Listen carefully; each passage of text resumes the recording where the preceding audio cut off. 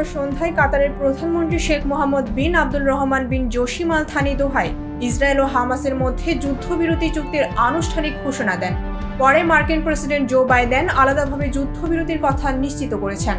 যুক্তরাষ্ট্রের নবনির্বাচিত president Donald Trump যুদ্ধবিরতি নিয়ে সামাজিক যোগাযোগ মাধ্যমে একাধিক পোস্ট করেছেন।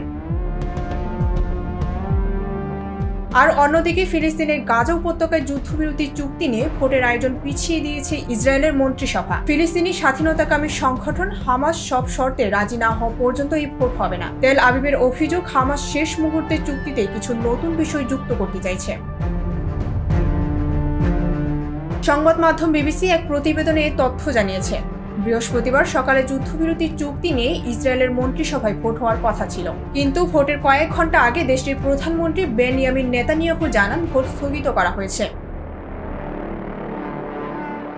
এক বিবৃতিতে নেতানিয়াহু অভিযোগ করে বলেন, হামাস শেষ মুহূর্তে কিছু ছাড় জোর করে আদায়ের চেষ্টা করছে, তাই হামাস সব শর্তে রাজি না হওয়া পর্যন্ত মন্ত্রিসভার ফুটাফুটি অনুষ্ঠিত হবে না।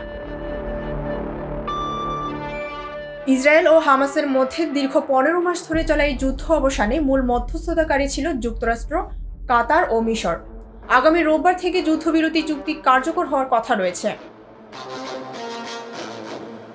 তবে ইসরায়েলের আলোচকেরা দোহায় যুদ্ধবিরতি চুক্তিতে রাজি হলেও তাদের নিরাপত্তা বিষয়ক মন্ত্রিসভা ও সরকার অনুমোদন না করা পর্যন্ত এই চুক্তি কার্যকর হবে না।